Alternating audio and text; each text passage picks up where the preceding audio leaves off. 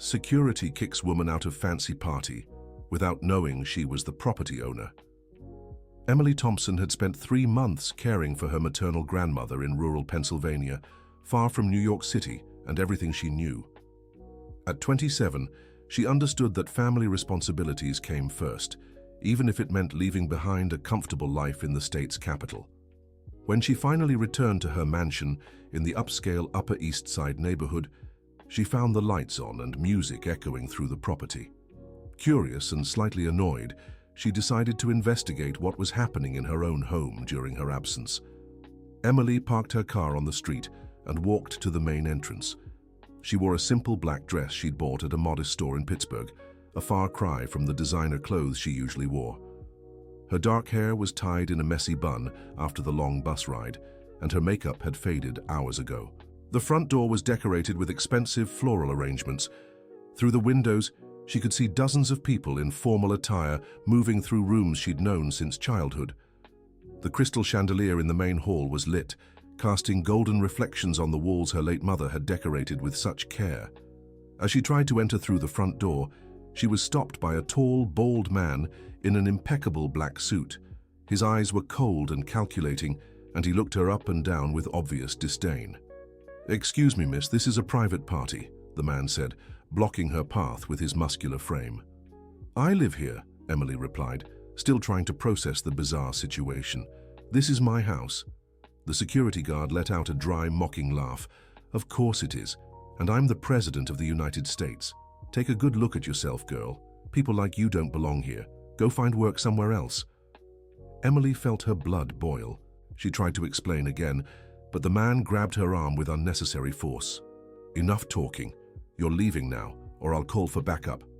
He dragged her out in front of all the elegant guests, who watched the scene with a mix of curiosity and indifference. Some whispered among themselves, while others simply turned away and continued their conversations as if nothing were happening. "Please, you don't understand," Emily shouted to the guests, struggling against the guard's grip. "I'm Emily Thompson. This is my property." But no one seemed interested in listening.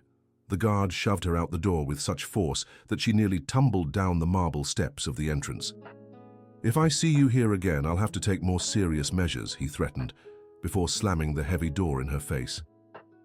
Emily stood on the sidewalk, stunned and humiliated. Her hands trembled as she tried to make sense of what was happening.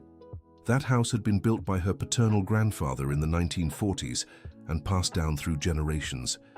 Every brick, every piece of furniture, every memory in that place belonged to her family. Then she noticed a line of luxury cars parked along the street. Lexus, Cadillac, Audi. Among them, she recognized the black Bentley belonging to Dr. Jonathan Reynolds, the lawyer who had handled her family's affairs for over a decade. What was he doing here? She hadn't authorized any party or event. Her heart raced when she spotted another car she knew well, the white Lexus belonging to her younger sister, Ashley. But something was off. Parked beside the Lexus was a red Ferrari she recognized immediately. It was Ryan Miller's car, her ex-husband who was supposed to be working in Los Angeles for the past 6 months. Emily's legs felt weak. Ryan had filed for divorce, claiming an irresistible job offer in Los Angeles. She said she needed to start over, that the marriage wasn't working. She had signed the papers with a broken heart, believing he truly wanted what was best for both of them. What was he doing there? And why hadn't Ashley mentioned his presence when they spoke on the phone the week before? She decided to go around the property and enter through the back door which led to the kitchen. That was the route she used when she came home late from parties as a teenager, trying to avoid her parents' lectures. The lock was still the same, and she had the key in her purse. The kitchen was bustling with uniformed waiters preparing trays of canapes and arranging champagne glasses. Emily recognized some of the contracted staff her sister usually hired for special events, but there were new faces too. One of the waitresses, a young woman in her 20s with blonde hair, pulled into a ponytail, nearly dropped a tray of appetizers when she saw her come in through the back door. "Oh my God, Mrs. Thompson," the girl whispered, looking around to make sure no one else had noticed her presence. "Hi, Jessica," Emily replied, recognizing the daughter of the family's former housekeeper. "What's going on here? Who authorized this party?" Jessica was visibly nervous, wringing her hands in her white apron. Mrs. Ashley said you were, well, that you had some issues and that she was handling everything now. Everyone here thinks you're in some kind of facility. Emily felt like she'd been punched in the gut. In a facility? What kind of problems had her sister made up about her? Jessica, I need you to keep my presence here a secret. At least for now, I need to figure out what's happening. The young woman quickly nodded. Of course, Mrs. Thompson, but be careful. There are a lot of important people here today, and they all believe the story Mrs. Ashley told. Emily managed to hide behind the kitchen counter while observing the commotion. From what she could overhear of the waiters' conversations, this wasn't just a social gathering. There were mentions of contracts, sales, and major deals being closed. Dear listener, if you're enjoying the story, don't forget to like and especially subscribe to the channel. It really helps us as we're just starting out. Now back to the story. After a few minutes, Emily decided to venture through the service hallways she knew like the back of her hand. She made it to a small pantry next to the main room where she could hear the guests' conversations through a slightly open door. The first voice she recognized was her sister Ashley's, speaking in that sweet, polite tone she always used in public. As you can see, this property has incredible potential for commercial development, Ashley was saying to a group of middle-aged men in expensive suits. The location is prime, and with my sister's current situation, we have full freedom to negotiate. What about the paperwork? One of the men asked with what sounded like a foreign accent. We need to be sure there won't be any legal issues down the line. Emily recognized the voice that responded. It was Dr. Reynolds, the family lawyer. You can rest assured, we have all the necessary documents. The power of attorney Emily signed before her trip gives us full authority to manage all her assets. And given her current mental state, it's unlikely there will be any challenges. Mental state? Emily had to cover her mouth to keep from screaming. What lies were they spreading about her? Perfect, said the man with the foreign accent. Then we can proceed with the offer of $15 million for the entire property. My clients are eager to begin construction on the commercial complex. $15 million. Emily felt her head spinning. They were selling her house, the family home, for an amount that, although high, was far below the actual value of the property in one of the most sought-after areas of New York City. I believe we can close the deal, Ashley replied. Ryan has already checked all the legal aspects, and our offer is quite advantageous for everyone involved. Ryan. So he was truly involved in this. Emily felt a mix of anger and sadness that made her want to vomit. The man she had been married to for 3 years, who knew all her dreams and fears, was now helping his own sister steal her inheritance. She needed to see it with her own eyes. She left the pantry and walked through the hallways until she had a clear view of the main room through one of the doors leading to the garden. What she saw confirmed her worst nightmares. Ryan was there, as handsome as ever, with his dark hair neatly combed and that charming smile that had won her over years ago. He wore a navy blue suit she had helped him pick out during one of their last fights as a couple. Beside him, Ashley looked stunning in a red dress that cost more than what many people earned in a month. But what shocked her most was the closeness between them. Ryan had his hand on Ashley's waist in a way that was anything but brotherly. They looked at each other with an intimacy that only comes from people who share something much deeper than just business. Everything began to make sense in a painful and devastating way.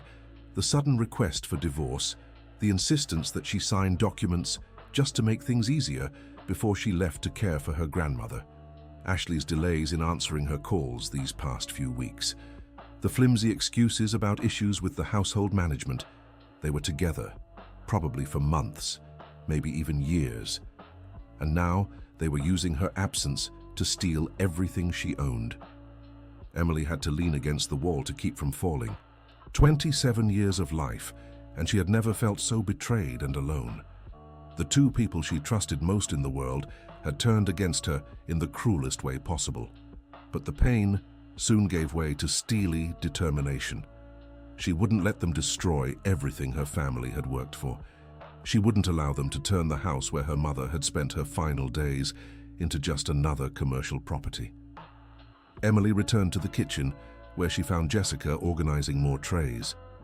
"Jessica, I need your help," she whispered. pulling the young woman aside.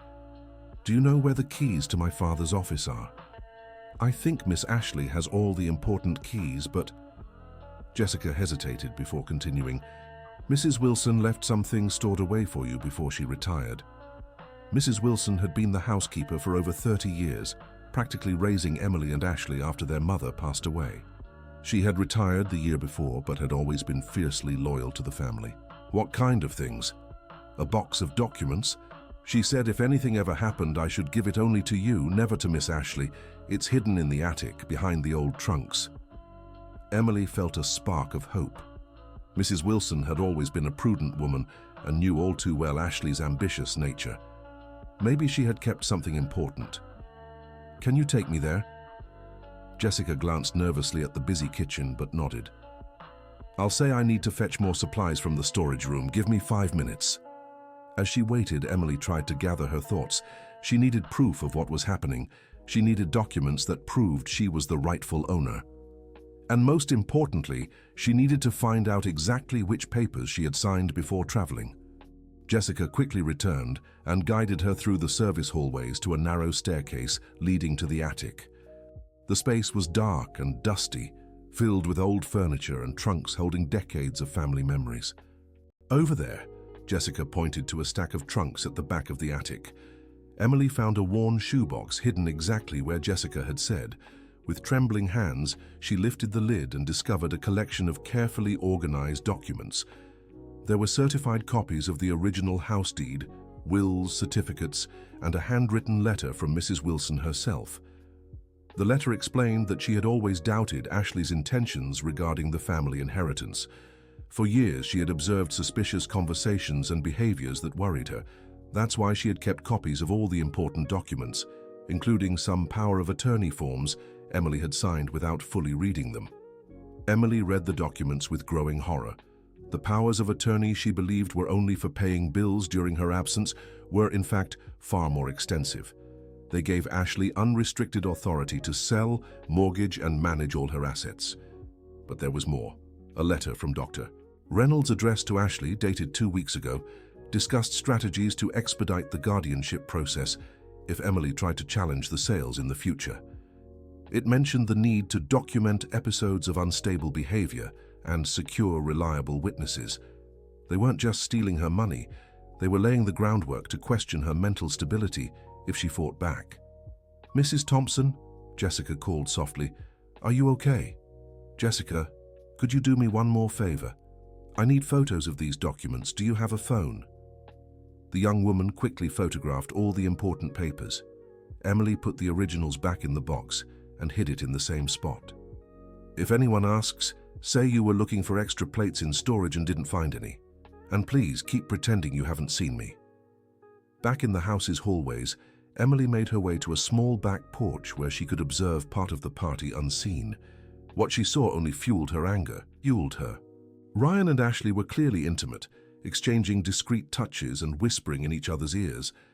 There was no longer any doubt about their relationship. Worse, some guests seemed to already know, treating them like an established couple. How long had they been deceiving her? How many times had Ryan come home after being with her sister, kissing her and pretending to love her? Emily watched as Dr. Reynolds approached the couple with a folder of documents.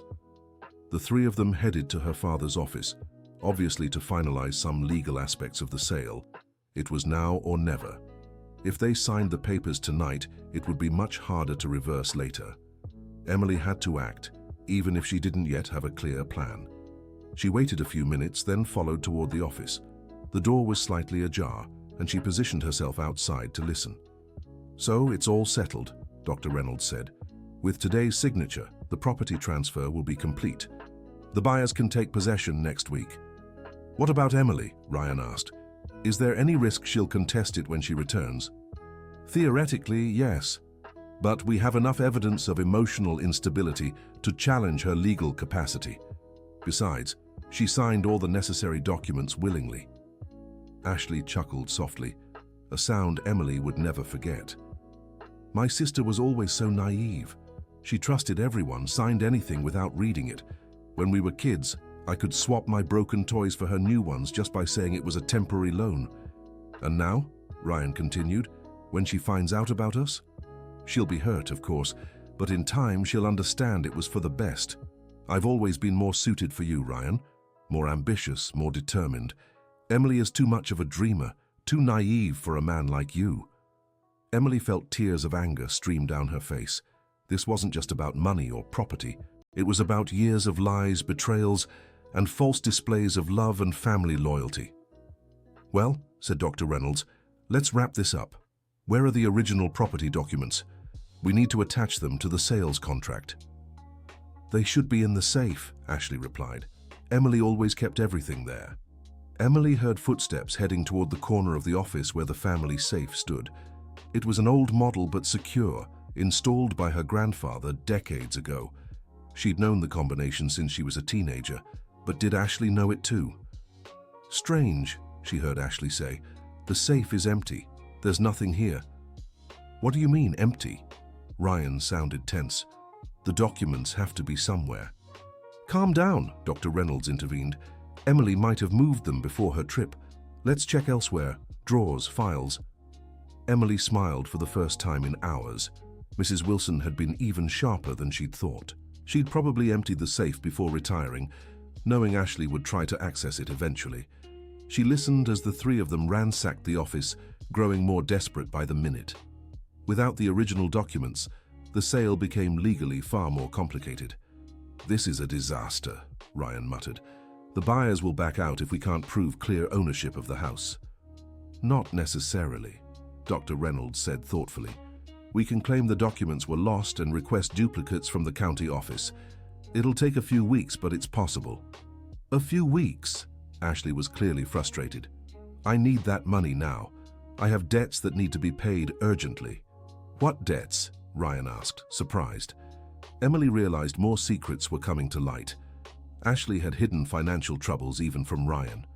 Nothing major, Ashley lied, just some investments that didn't pan out. But we'll find those documents. They have to be somewhere in this house. Dear listener, if you're enjoying the story, don't forget to like and especially subscribe to the channel. It helps us a lot as we're just starting out. Now, back to the story. Emily decided she'd heard enough. It was time to confront them.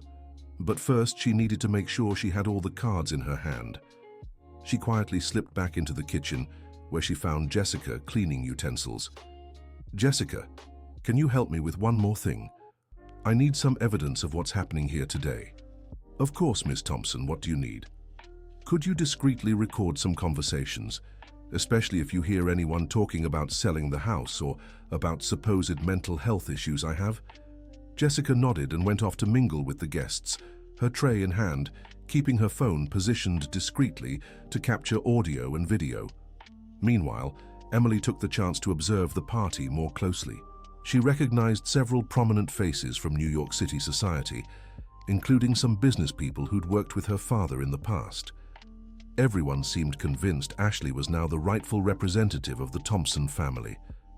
A group of elegant women chatted near the main staircase, and Emily Thompson managed to get close enough to overhear. It's such a shame what happened to the older sister, said a gray-haired lady. Ashley told me she had a nervous breakdown after the divorce. Truly, agreed another. Sometimes stress can affect more sensitive people. Thank goodness Ashley is so responsible and handling everything. And Ryan is a good match for her, much better than that passionless first marriage. Emily had to restrain herself from stepping out of hiding and setting the record straight with those women. But she knew a direct confrontation at that moment would be reckless. She needed a better plan. Jessica returned to the kitchen with a worried expression. Mrs. Thompson, I got some interesting recordings, and I also heard something you need to know. What is it? Two men were talking about a demolition company starting work on Monday. It seems they're in a real hurry to tear down the house. Monday. That was just 2 days away. Emily felt a chill.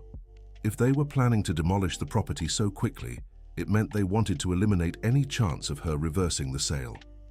There's more, Jessica continued. I overheard Mrs. Ashley talking to a woman about committing you to a private clinic. She said everything was arranged with a psychiatrist who's a family friend. The situation was getting even worse.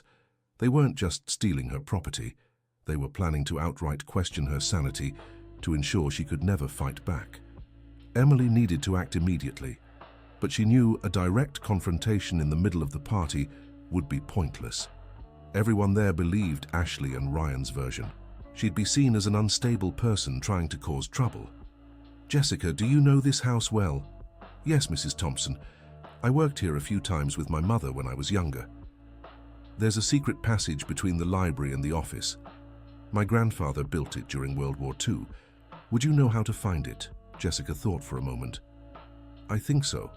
My mother showed me once when we were cleaning the library." "Perfect. I need to get to the office without being seen. They're in there searching for documents they'll never find, but I need to hear more of what they're planning." The two made their way to the library, a spacious room with floor-to-ceiling shelves filled with books that had belonged to the family for generations. Jessica located the right shelf and showed her how to trigger the hidden mechanism behind a row of encyclopedias. The passage was narrow and dark, but led directly to a sliding panel behind the office desk. Emily positioned herself to get a clear view of the room where Ryan, Ashley, and Dr. Reynolds were still searching for the documents. "This is ridiculous," Ryan muttered. "How can such important documents just disappear?"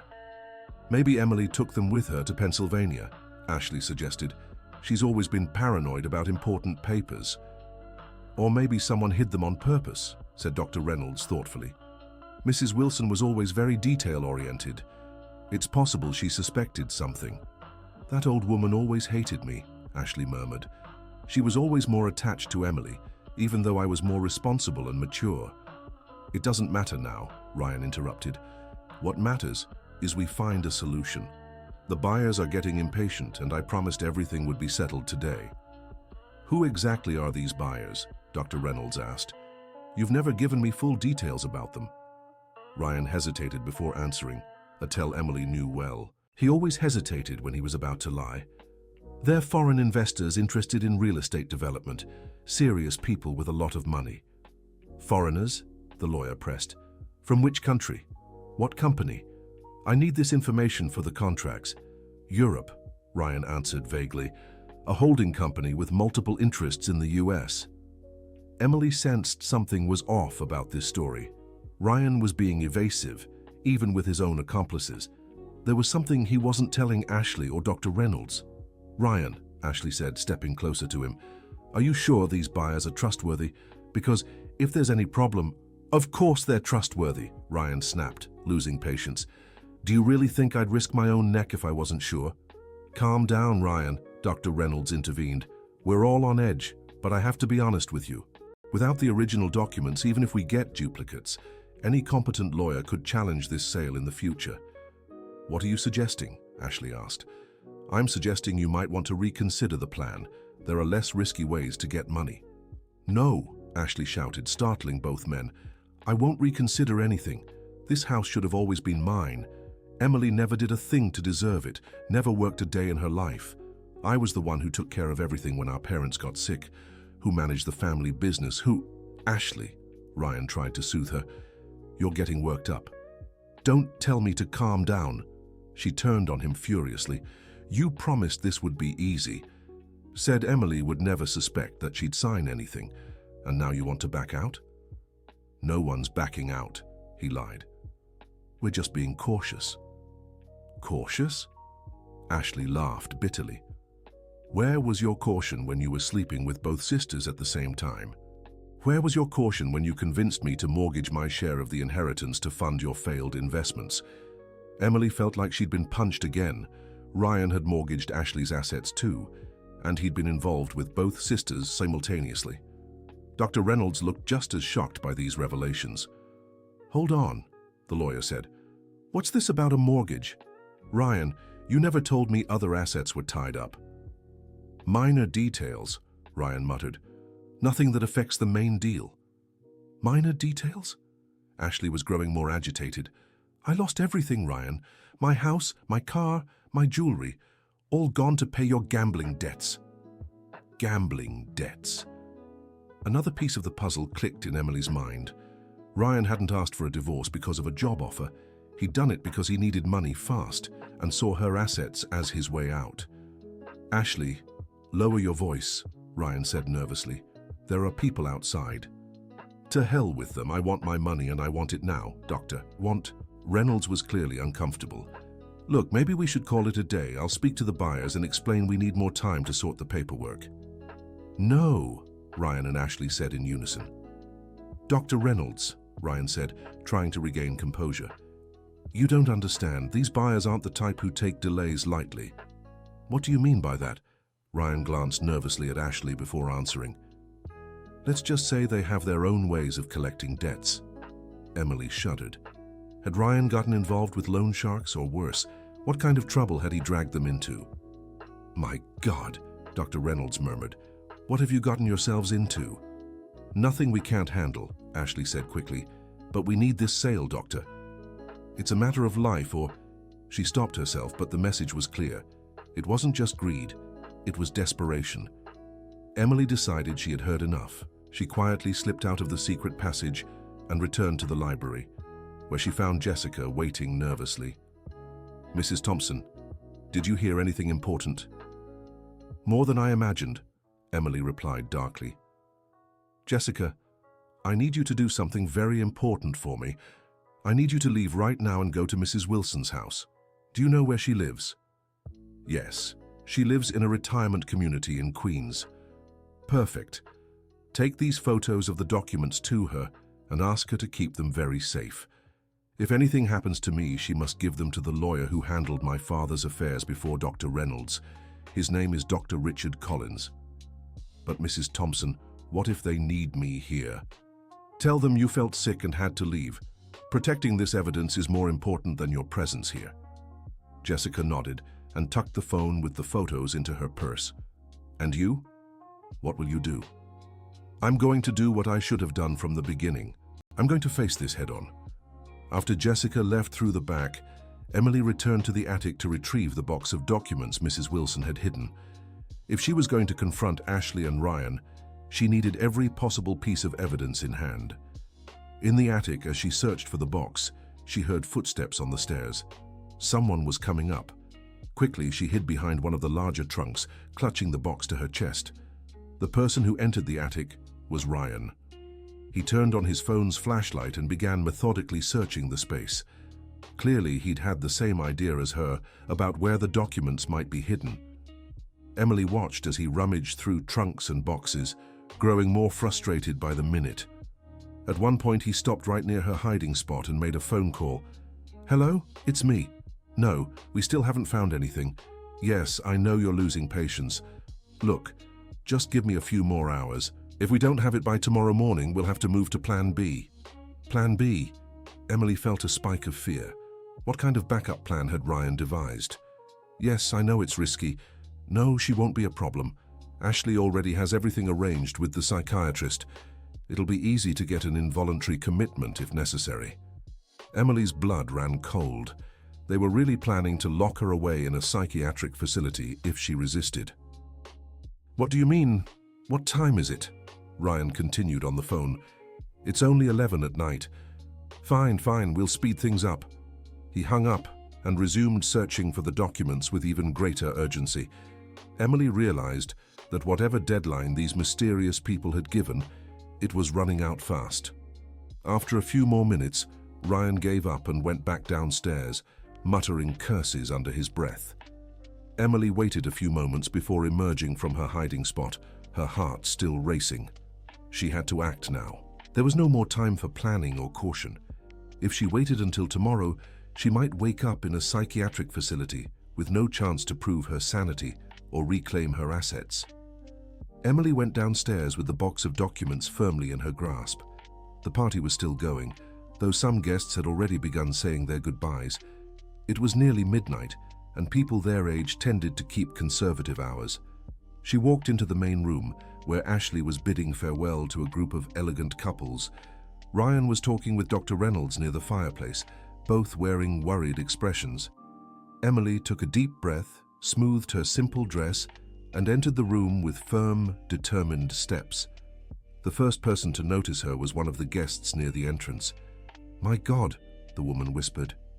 "Isn't that the woman who got kicked out earlier?" The whisper spread quickly, and soon the entire room was staring at Emily. Ashley visibly paled, and Ryan spilled part of the drink he was holding. "Good evening," Emily said loudly enough for everyone to hear. "I apologize for the interruption, but I need to clear up some misunderstandings." The security guard who had removed her earlier approached swiftly, but Emily raised her hand to stop him. "Before you try to remove me again," she said, looking straight at the bald man, "you might want to know that my name is Emily Thompson, and this is my house. The house I inherited from my parents, who inherited it from my grandparents." She opened the box and pulled out some documents. "I have here the original deed to this property, registered in 1948 under my grandfather's name, Anthony Thompson. I also have my parents' will filed 5 years ago, leaving the entire estate to me." A murmur of surprise swept through the room. Some guests exchanged confused glances, while others began whispering among themselves. "Emily," Ashley said, trying to keep her voice steady. "You shouldn't be here. You're sick, remember? You need help." "Interesting that you'd say that, Ashley," Emily replied, keeping her tone calm. "Because I feel perfectly fine. In fact, I've never felt more clear-headed in my life." She turned to the guests who were watching the scene as if it were a theatrical performance. "Ladies and gentlemen, you were invited to a party celebrating the sale of this property. What you don't know is that this sale is happening without my knowledge or consent, orchestrated by people who forged documents and spread lies about my mental state." "She's delusional," Ryan interrupted, stepping forward. "Emily, you signed all the necessary documents. You gave Ashley full power of attorney before your trip." "It's true, I did sign," Emily agreed. "But what you don't know is that I was deceived about the contents of those documents. I was told they were just to make paying bills easier while I was away." She pulled one of the signed power of attorney forms from the box and showed it to the crowd. "This document gives someone the authority to sell, mortgage, or transfer all of Emily Thompson's assets. Does anyone here believe a person in their right mind would sign something like that just for a 3-month trip?" Dr. Reynolds stepped forward, trying to control the situation. "Emily, you're causing an unnecessary scene. We can resolve this civilly in private." "Civilly?" Emily laughed bitterly. "Was it civil when you planned to commit me to a psychiatric facility if I contested this sale?" A louder murmur rippled through the room. Some guests began looking uncomfortable, reaching for their purses and coats. "Was it civil when my sister and my ex-husband carried on an affair behind my back while plotting to steal my inheritance?" Now the room was dead silent. Every eye darted between Emily, Ashley, and Ryan, as if watching an emotional tennis match. "Emily, please," Ashley whispered. "Don't do this. Not in front of everyone. Don't." Emily felt all the anger and pain of the past months rising to the surface. "And when you did this to me, who was present? When you betrayed me in the cruelest way possible, did you think about protecting me from humiliation?" She turned back to the guests. "Do you want to know the truth about what's happening here? My ex-husband has gambling debts and got involved with loan sharks. He convinced my sister to mortgage her own assets to help him. When that wasn't enough, they decided my inheritance would solve their financial problems." Ryan tried to step closer, but Emily backed away. "Don't come near me," she said firmly. "You lost that right the moment you decided to cheat on me with my own sister," Emily said. "Emily," Ryan tried, "you don't understand the situation. There are people involved who won't accept." "Won't accept what?" she interrupted. "That you can't pay your debts. Is that my fault?" Dear listener, if you're enjoying the story, don't forget to like and especially subscribe to the channel. It really helps us, who are just starting out. Now continuing, Ashley tried a different approach. She said, using the childhood nickname. "I know you're hurt, and you have every right to be, but this house is too big for you alone, and you always said you wanted to travel, see the world. With the money from the sale, you could—" "I could what, Ashley?" Emily cut her off. "Disappear and leave you two free to spend my inheritance paying off Ryan's gambling debts." Ashley's mask finally slipped, her face twisted in anger. "Your inheritance?" she shouted. "What inheritance? You've never worked a day in your life. I was the one who took care of our parents when they got sick. I managed the family business. You stole," Emily finished calmly. "Because that's what you're doing, Ashley. It has a name, fraud." Dr. Reynolds stepped forward quickly. "Emily, be careful with the accusations you're making. There could be legal consequences. Legal consequences? Emily smiled coldly. Perfect. Let's talk about legal consequences. She walked to the center of the room where everyone could see her clearly. Ladies and gentlemen, you are all witnesses to what happened here today. You saw my sister and my ex-husband trying to sell my property without my consent. You heard them talk about committing me to question my mental sanity. And now you see that I am perfectly lucid and in control of my faculties. One of the guests, an elderly man with a white beard, approached. "Young lady," he said respectfully, "I'm a retired judge. If what you're saying is true, this is very serious." "It's true, doctor," Emily confirmed, "and I have documents to prove everything I've said." The judge looked at Ashley and Ryan with disapproval. "Young people, do you understand the severity of these accusations? Forgery, fraud, attempted fraudulent guardianship. These are crimes that could land you in prison for years." Ryan visibly paled. Ashley tried to defend herself. "Doctor, she's exaggerating. There's nothing fraudulent here. She signed all the documents voluntarily." "Under false pretenses," Emily corrected. "And I have witnesses who can confirm you spread lies about my mental state." At that moment, the door opened and Jessica rushed in, accompanied by a white-haired woman Emily recognized immediately. "Mrs. Wilson!" Emily exclaimed, tears of relief in her eyes. "How did you—" "Jessica told me everything," the former housekeeper said in her firm, decisive voice, "and I brought some people who need to hear this conversation." Behind Mrs. Wilson came Dr. Richard Collins, the family's former lawyer, and a younger man Emily didn't recognize. "Emily," Dr. Collins said, "Jessica showed us the documents and recordings. I also brought Detective Morris, who specializes in financial crimes." Ryan tried to head for the door, but the detective blocked his path. "I think it's best if everyone stays here while we clarify a few things," the officer said calmly. "This is outrageous," Dr. Reynolds protested. "You don't have a warrant." "We don't need one when there's evidence of a crime in progress," the detective replied. "And from what I understand, there's proof of crimes being committed right now." Emily felt as if a tremendous weight had been lifted from her shoulders. She was no longer alone. Finally, there were people who believed in her and were willing to help. "Detective," she said, "I'd like to file a formal complaint against these individuals for attempted fraud, document forgery, and conspiracy to commit me fraudulently." "That's your right," the officer confirmed. "But first, let's hear everyone's side of the story." The party guests, realizing the situation had turned into a police matter, began to leave quickly. Within minutes, only the key players remained in the room. Ashley tried one last desperate move. Please," she said with tears in her eyes. "We're sisters. It doesn't have to be like this. We can work it out as a family." "Family." Emily looked at her with sadness. "Family doesn't betray family, Ashley. Family doesn't lie, steal, or plan fake commitments." "I never meant to hurt you," Ashley murmured. I always felt less loved, less important. You were the oldest, the beautiful one, the one who inherited everything. I wanted something that was just mine. So you decided to take what was mine. I thought you'd never find out, that you'd be better off this way, away from all the pressure." Ryan, who had stayed silent, finally spoke. "Emily, you have to understand, I had no choice. The people I got involved with don't take no for an answer." "You always have a choice, Ryan," she replied. "You could have talked to me about your problems. You could have asked for help. You could have been honest instead of betraying me in the most cowardly way possible. Would you have helped me, even knowing I'd lost everything gambling?" Emily thought for a moment before answering. "Maybe, probably, but now we'll never know because you chose lies and betrayal." Dr. Collins stepped forward with a folder of documents. "Emily, I've brought all the original papers filed in my office. Deeds, wills, legitimate powers of attorney. Everything you need to prove your rightful ownership of this house and all the other family assets." "Thank you, Doctor. Thank you for believing in me. I always did, my dear.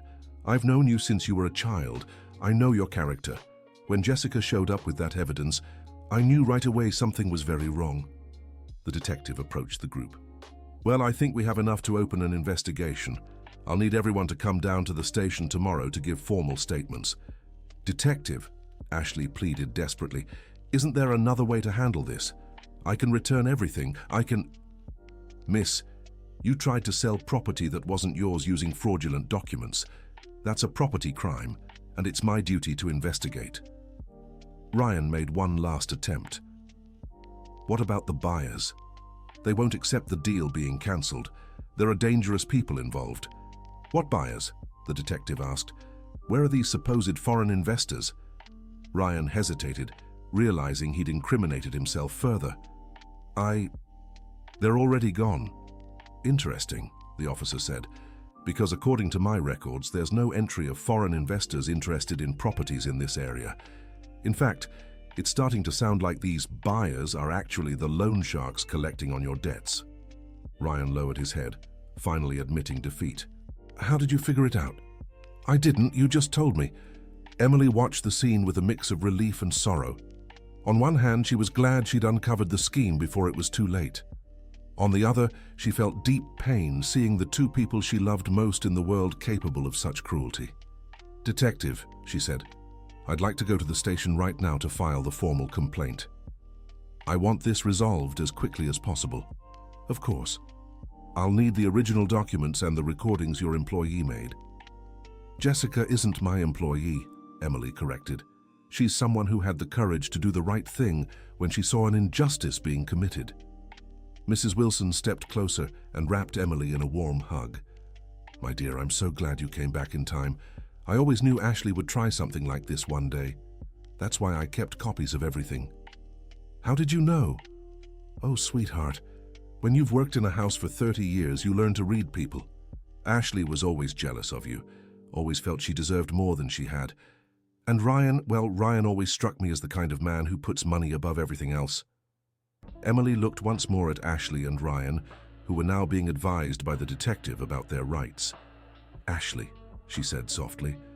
Her sister lifted her tear-reddened eyes. "What? Why didn't you just talk to me? Why didn't you tell me you were in financial trouble, that you needed help?" "Because I knew you'd say I was being irresponsible, that I had to learn to stand on my own." "Are you sure about that? When have I ever refused to help when you needed it?" Ashley thought for a long moment. "Never," she finally admitted. "You've always been generous with me, always helped when I needed it." "Then why was this time different?" "Because this time, I'd done something really stupid.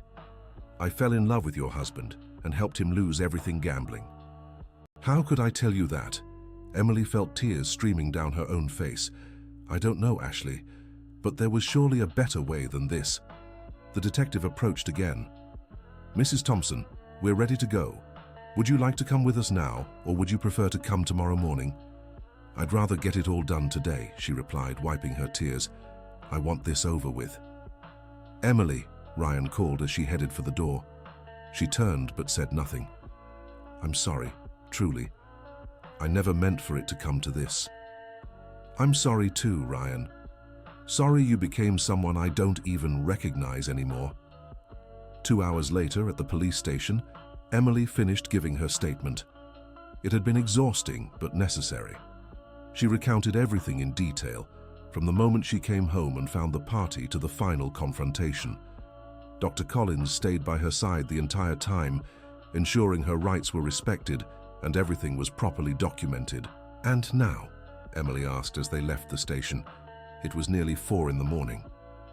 "Now you go home and rest," the lawyer replied. "I'll handle all the legal aspects, revoking the fraudulent power of attorney, making sure no documents are altered, and monitoring the criminal case." "What about the house? Can I go back there?" "Of course, it's your home. I'll arrange for the locks to be changed today so no one else can enter without your permission." Mrs. Wilson, who had been there the whole time, offered to stay with Emily for the first few days. "I don't want you alone in this situation, my dear. Besides, that house is a mess after the party. We'll need a few days to put everything in order." Emily gratefully accepted the offer. The thought of returning to an empty house filled with painful memories was too much to bear. "Mrs. Wilson, why did you do all this? Why risk yourself to help me?" "Because it was the right thing to do, and because I promised your mother I'd always look after you." "My mother asked you to?" In her final days, she knew Ashley had a weaker character, more easily influenced. She asked me to always keep an eye out and protect her if necessary. Emily Thompson felt a wave of emotion. Even after her passing, her mother was still watching over her through the loyalty of good people like Mrs. Wilson. The next morning, upon returning to her home in the Upper East Side, Emily found the property transformed. The remnants of the party had been cleaned up by the company Ashley had hired, but there was an odd emptiness in the air. Jessica was there, helping Mrs. Wilson rearrange some furniture that had been moved for the party. "Mrs. Thompson," the young woman said when she saw her, "how are you feeling?" "Relieved, mostly, but also sad. It's hard to discover that the people we trusted the most are capable of betraying us like this." "You'll get through this," Jessica said with conviction. "You're much stronger than you think." Dr. Collins arrived around noon with updates about the case. "Emily, I have some important news. Ashley and Ryan were released after giving their statements, but they can't leave the city until the investigation is concluded." "What about the supposed buyers?" "As we suspected, there are no foreign buyers. Ryan confirmed they were local loan sharks pressuring him to repay gambling debts." "Will they keep coming after him?" "Probably, but now that Ryan can't pay using his assets, he'll have to find other solutions. Maybe declare bankruptcy, maybe ask his family for help." "And Ashley?" "Ashley's situation is more complicated. She actually mortgaged her own property to help Ryan. She's lost practically everything. She'll have to start over from scratch." Emily felt a pang of pity for her sister, despite everything that had happened. "Doctor, is there any legal way for me to help her without putting myself at risk?" "Doctor." Collins looked at her in surprise. "You want to help Ashley after everything she did? She's my sister, and I think Ryan influenced her. Not that it excuses her, but I can't just turn my back on her." "That's very generous of you. Yes, there are ways to help. We could set up a trust, for example, a fixed monthly amount to help her get back on her feet without giving her direct access to your assets." "I'd like to think about that possibility." That night, alone in her room, Mrs. Wilson had insisted on sleeping in the guest room. Emily reflected on everything that had happened in the last 24 hours. It was as if she'd lived several lives in a single day. For the first time in months, she felt truly free. Free from lies, manipulations, and false relationships, but she also felt a loneliness she'd never experienced before. Her phone rang. It was an unfamiliar number. "Hello? Emily? It's me, Ashley." Emily hesitated before answering. "What do you want, Ashley?" I needed to talk to you in person. Can you see me?" "I don't know if that's a good idea." "Please, Em, just 5 minutes. There are things I need to tell you, things I need to explain." Emily looked out the bedroom window. Ashley was standing on the sidewalk in front of the house holding her phone. "You're outside?" "Yes, I didn't have the courage to ring the doorbell." Emily went downstairs and opened the door. Ashley looked visibly worn out. She wore simple clothes, no makeup, and her eyes were swollen from crying. "Come in," Emily said. They sat in the living room, the same place where the confrontation had happened the night before. "Well," Emily said, "what did you want to tell me?" "I wanted to apologize, truly. Not the self-serving apology from yesterday, but a sincere one for what I did to you." "Go on." "I know there's no excuse. I know what I did was unforgivable. But I wanted you to know that I never hated you. In fact, the problem was exactly the opposite." "What do you mean?" "I've always admired you so much that it turned into a sick obsession. You were everything I wanted to be. Beautiful, smart, loved by everyone, and I felt like a poorly made copy." Emily said nothing, just listened. "When Ryan started paying attention to me for the first time in my life, I felt special. He made me feel like I was better than you at something. It was an addictive feeling. And you thought it was worth destroying our family for that feeling? At the time, it seemed worth it. I was so blinded by passion and envy that I couldn't think straight. Ryan convinced me that you didn't appreciate what you had, that it would be better for everyone if I took control of things. And now? How do you feel now?" Ashley started crying. "Now I feel like the stupidest person in the world. I lost my sister. I lost everything I had. I lost my dignity. And for what? For a man who used me and threw me away the moment things got tough. Ryan abandoned you completely. As soon as we left the police station, he told me our partnership was over, that we should each handle our own problems. Emily felt a mix of anger and pity. Ryan had destroyed 2 families, and now he was just washing his hands of it all. Ashley, I don't know what to say. You hurt me deeply. You broke my trust in a way that might never fully heal. I know, and I understand if you never want to see me again. But you're my sister, Emily continued. The only family I have left, and despite everything, I can't just turn my back on you. Ashley looked up hopefully. What does that mean? It means I'm willing to try to rebuild our relationship, but with very clear conditions. What conditions? First, you'll go to therapy. You need to work on these issues of self-esteem and envy before they destroy your life completely. I agree. Second, you'll get a job and start your life over from scratch, without depending on me or anyone else. I agree to that too. Third, you'll tell me absolutely everything about this scheme. When it started, how it started, who else was involved. I want to know every detail. Okay. And fourth, you'll never lie to me again, about anything, no matter how small. If our relationship is going to be rebuilt, it has to be based on total honesty. Ashley nodded vigorously. I promise, Em. I promise I'll do all of that. Don't promise me, Emily said firmly. Prove it to me. With actions, not words. The 2 sisters sat in silence for a few minutes. There was so much damage to repair, so much trust to rebuild. Can I ask you something? Ashley finally said. Go ahead. Why are you giving me a second chance after everything I did? Emily thought carefully before answering. Because I've learned something important these past few days. Life is too short and too unpredictable to waste on resentment. Our mother always said family is all we have in the end. And no matter how much you hurt me, you're still my sister. Thank you, Ashley whispered. I don't deserve this kindness. Maybe not. But everyone deserves a chance to redeem themselves. What you do with that chance is entirely up to you. Ashley stood up to leave. Em, do you think we'll ever be as close as we were before? I don't know, Emily answered honestly. I think we'll be close in a different way. Maybe even better, who knows? Relationships based on honesty tend to be stronger than those built on illusions. After Ashley left, Emily went back to her room and lay down, physically and emotionally exhausted. But there was a sense of peace she hadn't felt in a long time. In the days that followed, life slowly began to return to normal. The criminal case against Ashley and Ryan proceeded as expected. Dr. Collins handled all the legal aspects, ensuring all fraudulent documents were cancelled and the ownership of the house was unequivocally restored to Emily. Jessica decided to leave her job as a waitress and accepted Emily's offer to work as her personal assistant, helping manage the property and other affairs.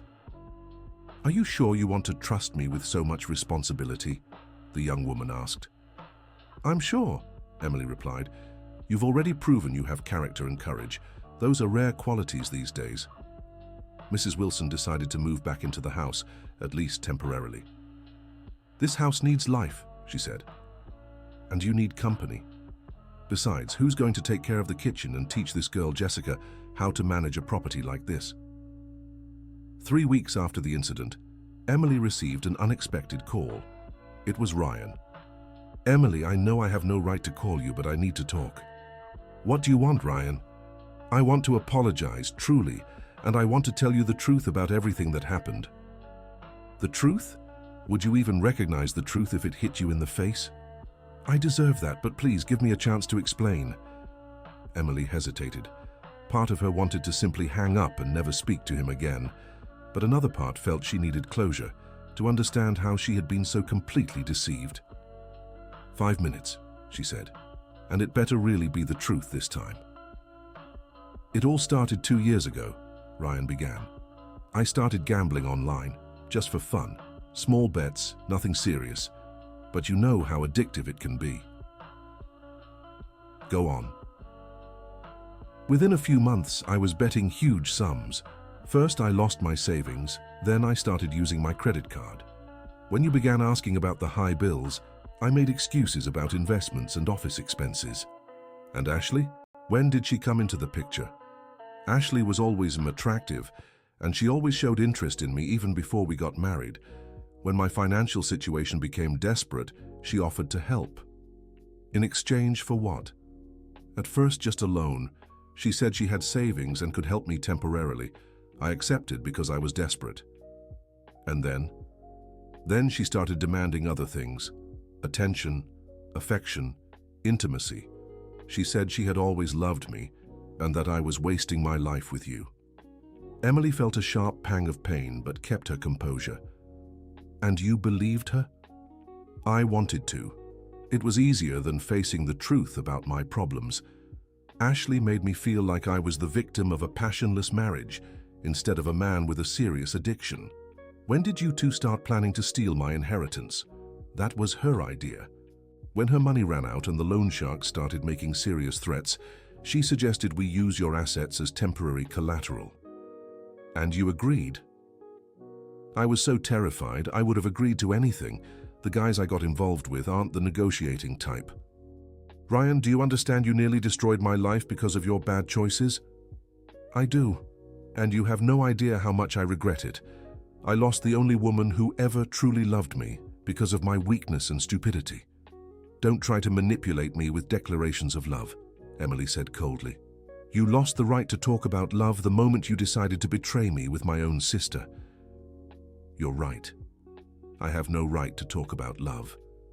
But I wanted you to know I never stopped loving you, even when I was doing those terrible things. Ryan, that doesn't make sense. You can't love someone and at the same time plan to destroy their life. I know it doesn't make sense. Addiction doesn't make sense. Desperation makes no sense. I was so lost I couldn't think straight. Emily stayed silent for a moment, processing everything she'd heard. So now, what's your current situation? I declared bankruptcy, lost everything. I'm living with my parents and trying to start over. I'm also in therapy for gambling addiction. And the loan sharks. My parents helped me negotiate a solution. I'll pay in small installments over the next few years. It's not ideal, but at least I'm not in danger anymore. I'm glad you found a solution that doesn't involve stealing from others. Emily, I know it's impossible, but is there any chance you might forgive me someday? Emily thought carefully before answering. Ryan, forgiving and forgetting are two different things. I can forgive you for my own sake, so I don't carry anger for the rest of my life. But forget? Trust you again? That will never happen. I understand, and I accept that. I just wanted you to know I'll carry this guilt for the rest of my life. I hope you do, and I hope it makes you a better person. After hanging up, Emily felt strangely at peace. There was something freeing about hearing the full confession, even if it changed nothing about what had happened. Mrs. Wilson appeared in the room with a tray of tea. How do you feel after that conversation? Better, actually. Now I fully understand what happened. No more mysteries, no more doubts. And that's important to you? Yes, I needed to understand how I could be so completely deceived by the people I trusted most. And now that you do, now I can truly move forward. A month later, Emily made a decision that surprised everyone. She decided to turn part of the mansion into a support center for women who had experienced financial or emotional abuse. Are you sure about this? Asked Dr. Collins. It's a big, complex project. I'm sure. I want something positive to come from this terrible experience. How will it work? We'll offer free legal guidance, therapy, job training courses. I want to help women who've been through what I went through, or worse. Jessica was excited about the project. Can I help organize everything? I'd love to be part of it. Of course you can. In fact, I was counting on you to be one of the coordinators. Ashley, who had met all of Emily's conditions, therapy, a job, total honesty, asked to be involved in the project too. I know I have no right to ask for anything, she said during one of her weekly visits, but I'd like to help in some way. Maybe my experience could be useful to warn other women about the dangers of manipulation. Emily considered the offer. Are you sure you're ready for this? It'll be painful to relive your experience over and over. I'm sure. I think it could be part of my redemption. All right? But you'll start as a volunteer in supervised activities. We'll see how it goes. Ashley nodded gratefully.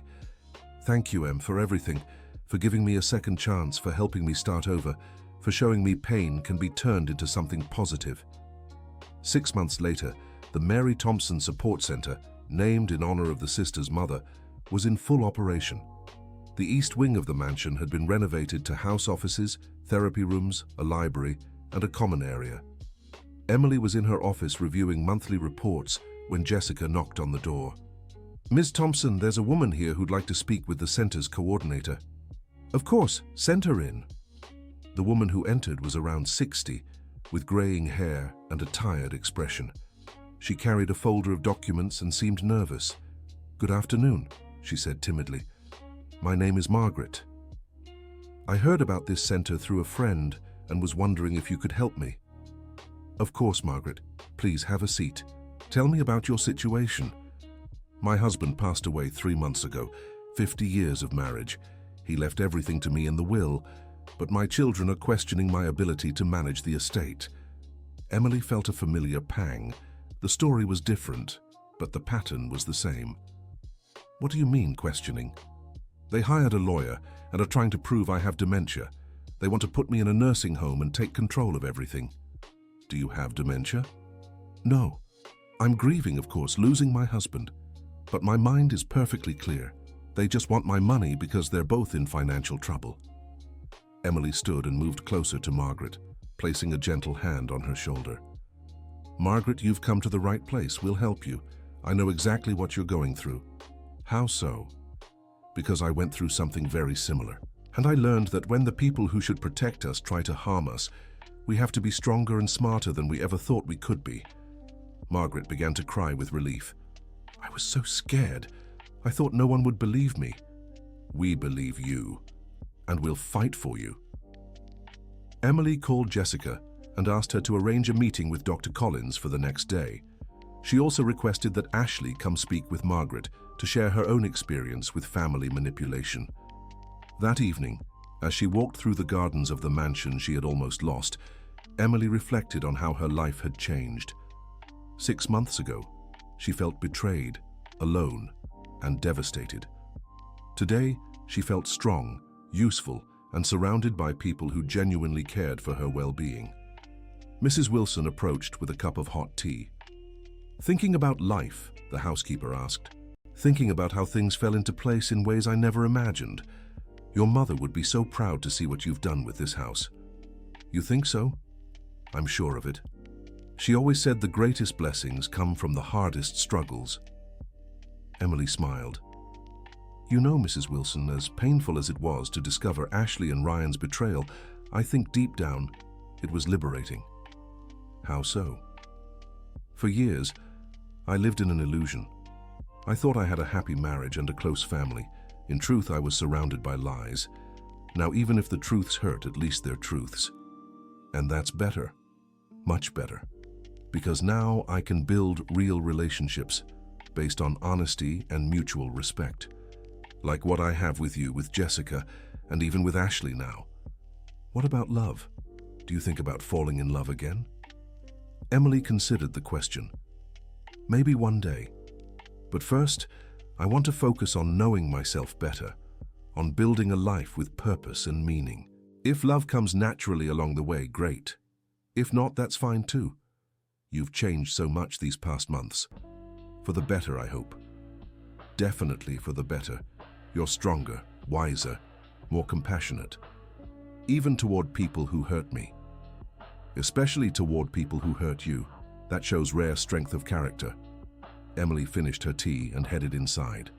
Tomorrow would be another day full of challenges and opportunities to help people in difficult situations. It was a purpose that gave meaning to all the pain she'd endured. Before going up to her room, she passed by the office where it had all begun 6 months ago. The place where she'd discovered the betrayal, faced her greatest fears, and made the decisions that changed her life forever. Now the office served as the support center's meeting room, The walls were decorated with thank you letters from women they'd helped, certificates from courses offered, and photos of community events. In the safe where the family's documents were once kept, there was now only a framed photo. It was a picture of her with her parents, taken just a few months before they passed away. Everyone smiling, embracing, on a Sunday afternoon in the garden of their home. Emily gently touched the glass of the frame.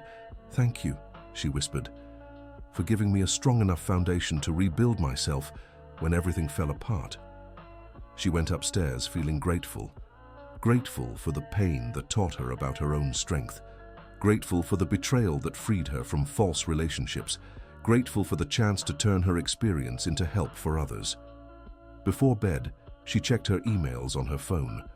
There was a message from a lawyer in Boston asking if the center could help a client who was a victim of a scheme similar to what she had gone through.